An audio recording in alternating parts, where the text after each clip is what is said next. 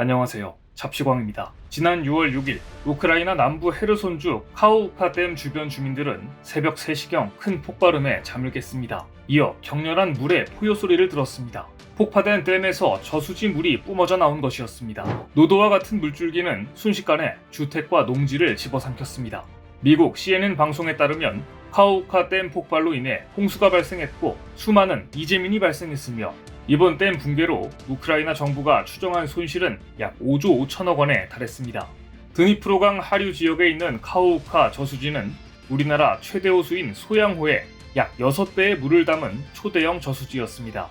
이 댐이 폭파됨에 따라 우크라이나 일부 지역은 물 부족으로 인해 심각한 식량난에 빠질 것이라는 우려가 나오고 있는데요. 이 댐을 폭파한 범인을 두고 러시아와 우크라이나는 서로에게 책임을 돌렸습니다. 우크라이나는 환경학살이자 원전에 대한 위협이라며 러시아를 비난했고 러시아는 자기들이 한 짓이 아니라고 반박했습니다. 중국은 카호우카 댐 파괴로 인한 인도적, 경제적 영향과 생태 환경에 미칠 영향을 깊이 우려한다고 짐짓 예의를 갖추어 의견을 밝혔지만 사실 전쟁 중에 댐이 파괴됐을 때 닥쳐올 재앙을 목도하고 그 누구보다 불안해하고 있었습니다. 중국은 이미 비슷한 사례가 있었고 또 그러한 우려가 있는 댐도 있기 때문입니다. 댐이나 제방은 수자원을 확보하고 홍수를 방지하며 전력을 만드는 등 다양한 목적으로 사용됩니다. 그러나 전쟁과 같은 특수한 상황에서는 무기로 사용되기도 합니다. 우크라이나 카호우카 댐 폭발 사건 이후 전문가들은 전쟁 시 댐을 폭파시키는 사건은 단순히 댐 아랫마을을 잠기는 데 그치는 게 아니라 경우에 따라 체르노빌 원전 사고 이후 최악의 생태계 재앙을 불러올 수 있다고 경고하고 있습니다. 지난 역사를 보면 세계는 총이 아닌 물로 싸웠던 전쟁이 한두 번이 아니었습니다. 그만큼 전쟁 시 물은 중요한 무기가 되곤 했습니다. 그 예를 중국이 보여주고 있습니다. 우크라이나 댐 붕괴로 인한 피해가 아무리 막대하다고 해도 85년 전 중국에서 일어났던 참사와 비교해 보면 세 발의 피 정도이기 때문입니다. 중국의 황하는 토사가 많이 흐르는 강입니다. 토사가 쌓이고 쌓이면 주변 농토보다 강바닥이 더 높은 천정천이 됩니다. 이런 곳은 반드시 제방으로 막아야 물이 넘치지 않습니다. 만일 강둑이 터져버리기라도 하면 대홍수가 발생하고 주변 지역은 아수라장이 될 수밖에 없습니다. 그런데 1937년 7월 7일 중일전쟁이 발발했습니다. 일본군은 파죽지세였고 9월에 이미 중국 북부 전역을 장악했습니다. 11월에는 최대 도시 상하이가, 12월에는 수도 난징이 점령당했습니다. 일본군은 패주하는 국민당 군을 추격했고 곧 교통 요충지인 정저우가 점령되면 다음 차례는 우한과 시안이 점령될 게 뻔했습니다. 이때 장제스는 정저우를 사수하라고 지시했습니다. 그리고 1938년 6월 9일 국민당군 공병대가 정저우 근방 화이안커우의 제방을 폭파했습니다. 그러자 황하에 누런 물이 허난성의 평야지대로 쏟아져 나왔습니다. 허난성을 쓸고 내려온 거대한 물줄기는 남한 면적의 절반을 웃돌 정도로 광활한 지역을 물에 잠기게 했습니다. 일본군 14사단과 16사단은 광활한 바다에 빠졌습니다. 서진을 중단할 수밖에 없었고 일본군이 이 두 사단을 구출하는데 꼬박 한 달이 걸렸다고 전해집니다. 하지만 중국인들의 피해는 더 컸습니다. 약 90만 명이 사망하고 1250만 명의 이재민이 발생했습니다. 그렇다면 장제스의 화이안커우 제방 폭파 작전은 그 목적을 달성한 작전이었을까요?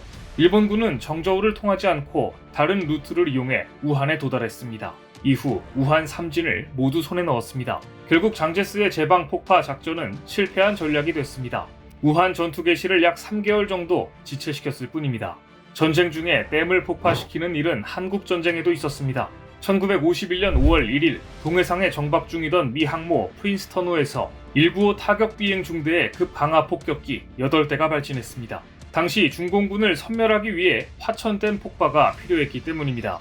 화천댐은 일제가 군수공장에 전기를 공급할 목적으로 1939년 착공해서 1944년 완공됐습니다. 미군은 화천댐의 주변 지형은 워낙 험해서 난공불락의 요새인데다 중공군의 수공작전을 무력화시키기 위해 암호명 K841이라는 치밀한 작전을 계획합니다. 1951년 5월 1일 미 항모 프린스턴호에서 출격한 미군의 폭격기는 저공으로 비행해 어뢰를 화천댐 호수에 떨어뜨렸고 어뢰들은 물살을 가르며 수문 뒤를 강타했습니다. 파괴된 수문으로 엄청난 물줄기가 흘러나왔습니다. 이는 세계 전쟁사에서 최초이자 마지막으로 육지에서 어뢰를 사용한 사례였습니다. 이날 어뢰 투하가 성공을 거두면서 195 타격 비행 중대의 애칭은 타이거에서 댐버스터로 바뀌었습니다. 숨은 폭파로 홍수가 일면서 화천댐 일대에 집결했던 중공군 10, 25, 27사는 고립됐습니다. 미 구군단은 화천 탈환을 목표로 공격을 개시했고 포위망 탈출에 실패한 중공군은 상당수가 전사하거나 포로가 됐습니다. 당시 화천댐은 서울을 비롯해 수도권까지 전기를 공급하는 중요한 장소였습니다. 그래서 미군은 화천댐을 완전 폭파가 아닌 수문만 폭파시켜 물을 빼내기 위해 항공 어뢰를 수문에 발사했습니다.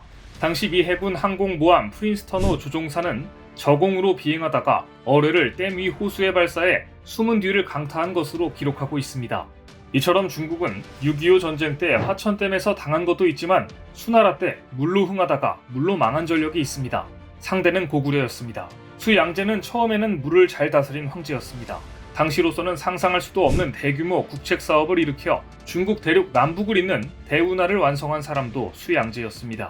그리고는 610년 고구려 원정을 위한 예비 명령을 내렸습니다. 자신이 백성들의 고혈을 뽑아 완성한 대운하를 통해 중국 사상 처음으로 통일 제국의 모든 생산력과 군사력을 고구려 정벌을 위한 전진 기지에 집결시키도록 했습니다. 612년 마침내 113만 3,800명이라는 천문학적 숫자의 대군이 집결됐는데요. 수양제의 고구려 침공을 위한 준비와 군수물자 동원은 그야말로 전무후무한 인적, 물적 대동원이었습니다. 보급부대까지 합하면 300만 대군을 동원한 것으로 세계 전사상 단일 전쟁으로는 유례없는 최대 규모였습니다.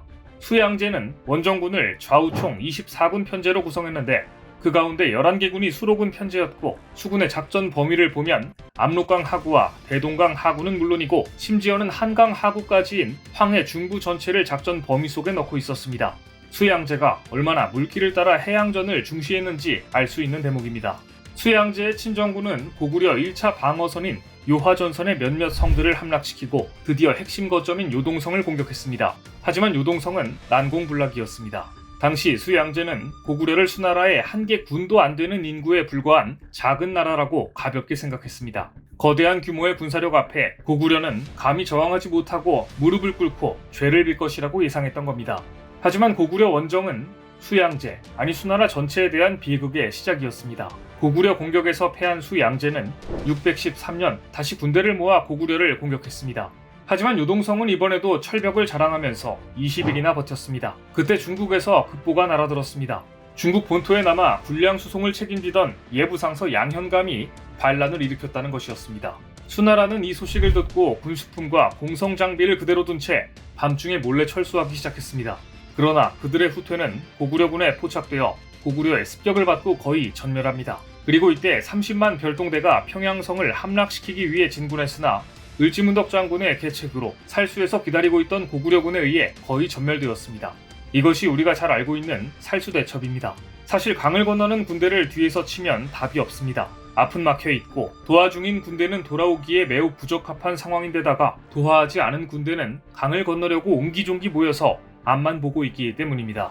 바로 이 순간을 놓치지 않고 공격한 을지문덕의 계책이 그저 놀랍기만 합니다. 결국 고구려는 함락당하지 않았고 왕조 자체가 교체당해버린 것은 중국이었습니다. 수나라는 건국한 지 단 30년도 안 되어 당나라로 대체되었습니다. 처음에는 물을 잘 다스려 중국의 대운하를 건설한 황제가 되었으나 고구려 침략 때는 수군의 계속된 패배에다가 살수대첩 때에도 을지문덕에 의해 물로 망하고 말았던 것입니다. 이렇게 고구려에 의해 뼈아픈 패배를 당하고 왕조 교체까지 당했던 중국은 이제 또 다른 댐 때문에 골머리를 앓고 있습니다. 가장 자랑스러운 치적이 될 줄 알았던 댐이 전쟁 시 적의 공격 대상이 될 수 있다는 등골이 오싹한 장면을 우크라이나 전에서 카호우카 댐 폭발로 목격했기 때문입니다. 중국의 자랑에서 중국의 근심거리로 전락한 댐 이야기는 두 번째 편에서 이어집니다. 오늘 준비한 소식은 여기까지입니다. 댓글을 통한 여러분들의 많은 의견 기다리겠습니다. 시청해주셔서 감사합니다.